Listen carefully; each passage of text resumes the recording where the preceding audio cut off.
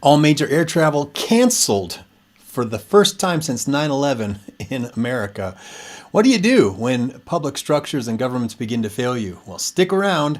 I have hope for you today on Truth Matters.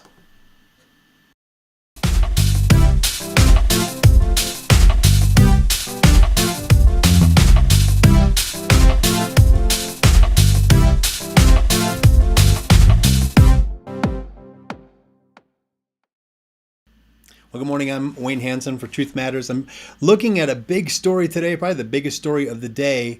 Nationwide air travel was grounded due to the failure of a computer system called NOTAM, or NOTAM.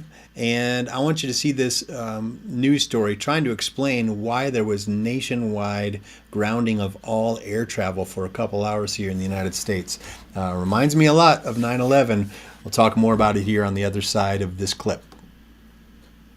Breaking news to talk about. Welcome to Morning in America, news for all America. I'm Adrienne Bankert with Mitch Carr. And a good morning to you at home. This breaking news is related to the Federal Aviation Administration, the FAA. It's come in the last hour or so. Flights across the nation are impacted by a computer issue, and that is according to the FAA. We have a new statement from the White House saying President Biden and officials there are aware of the outage, and it does not appear to be a cyber attack at this time.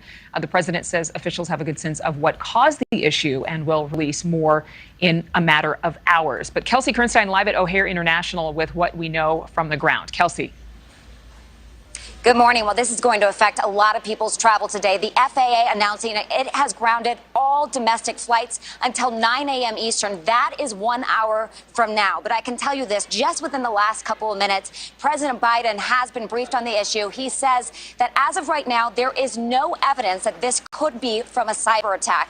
But he did say that flights are able to land safely, but they're not able to take off. Now, take a look at this. This is Ronald Reagan Airport in Washington, D.C., and this is just one of the hundreds of airports that are affected by this situation.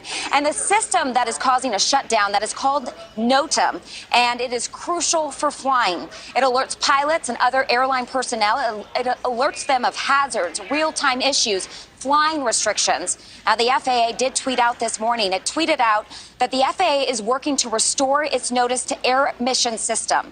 We are performing finer validation checks and reloading the system now. Operations across national airspace system are affected. Now, according to FlightAware, more than 1,200 flights are delayed right now, and that is continuing to change over even the last 20 minutes. Those flight delays are going up exponentially. But the FAA says that some of the functions are, in fact, now coming back on. But it also says that the national airspace system is limited right now. It remains limited. We are continuing to follow this, and we will bring you the latest updates. Adrienne and Mitch. All right.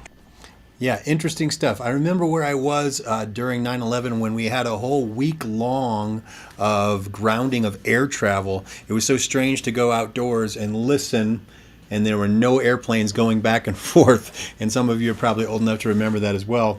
And I want to look at what we can look in perspective with the one-year Bible today. You know, we Christians don't put our hope in governments. We don't put our hope in money. We don't put our hope in the systems of this world because we know these systems will fail us. And here's what God says in his word to Abraham in the book of Genesis. I want to look in the one-year Bible for that. And it's chapter 26, verse, I believe it's verse 4 and 5. And so we'll back it up here to the beginning. Genesis 26, God's promise to Isaac. Now there was a famine in the land, besides the former famine that was in the days of Abraham. And Isaac went to Gerar to Abimelech, the king of the Philistines. And the Lord appeared to him and said, do not go down to Egypt, dwell in the land which I tell you, sojourn in this land, and I will be with you and will bless you. For to you and to your offspring I will give all these lands, and I will establish the oath that I swore to Abraham your father. And then the highlighted verse in today's reading of the one-year Bible, God's promise, he continues to Isaac, he says, I will multiply your offspring as the stars of heaven and will give to your offspring all these lands. And in your offspring all the nations of the earth shall be blessed, because Abraham obeyed my voice and kept my charge, my commandments and my statutes and my laws. God really cares a lot about obedience. He cares about, do we have our hearts in the right place? Are we looking to please him first? And there was a great book called The Fourth Turning, and I read it years ago. A friend of mine named Cy Rogers recommended it. I want to read the advice that it gives to people when government and public structures begin to collapse. He says, first of all, rectify, return to classic virtues, converge, heed emerging community norms, bond, build personal relationships of all kinds, gather, prepare yourself and your children for teamwork, root, look to your family for support, brace, gird for the weakening or collapse of public support mechanisms, hedge, diversify everything that you do. Man, there's some really powerful truth there. It's not in the Bible, but these are biblical principles of looking to find your support structure in a local spiritual community, in your spiritual family, leaning on one another and not leaning on governments. Just as God led Isaac to go to Abimelech to survive the famine, God's going to guide us when structures fail us. My wife texted me when all these flights were being canceled. She was in Jacksonville trying to fly back, and we didn't know how long this delay would last. It could last a week like it did at 9/11. And I said, well, we've got family over in Fort Myers. We could figure out ground transportation. Thankfully, she didn't have to do that today. But we have to find a girding and a strengthening by putting spiritual roots down. And so I want to encourage you today, if you don't have a relationship with God, go to 29minutes.org and learn more about how to know God through the person of Jesus Christ. And if you're here in the Denver metro area, you don't have a spiritual family, don't have a church family, I want to invite you to come to Summit Church of Douglas County. You can visit us online, go to mysummitchurch.com, or come in person, 4240 North Perry Park Road in Sedalia. You can watch us online. Get involved in some kind of support group or support structure. Maybe you're a sober person or a 12-step person. You are dealing with an addiction or alcoholism or anything like that. Begin to lean on a fellowship of a spiritual community, and I know God will begin to meet you there right where you are.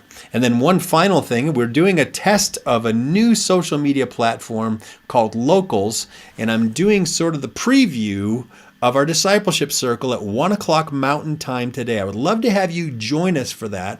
It's a subscription-based discipleship program, and it's free. It doesn't cost anything because I'm giving you the promo code. Did I mention it's free? It doesn't cost anything. Use the promo code on your screen. It says New Year, New Me 23 at Locals, and join me at 1 o'clock Mountain Time. We're going to have a time of Bible study and meditation and prayer. I'm going to be doing some Q&A and prophetic prayer ministry. So if you need a word from the Lord, you're looking for guidance, you need some encouragement, come over to Locals with me at 1 o'clock today and join the preview times of these discipleship circles, and you'll enjoy a month's worth of subscription on Locals on me. So God bless you guys. I hope you had a decent morning, and thankfully many people are catching their flights, and it looks like the system is going to come back up today. But stay safe out there, and God bless you. We'll talk again tomorrow, and I'll see many of you at 1 o'clock today over on Locals. God bless you.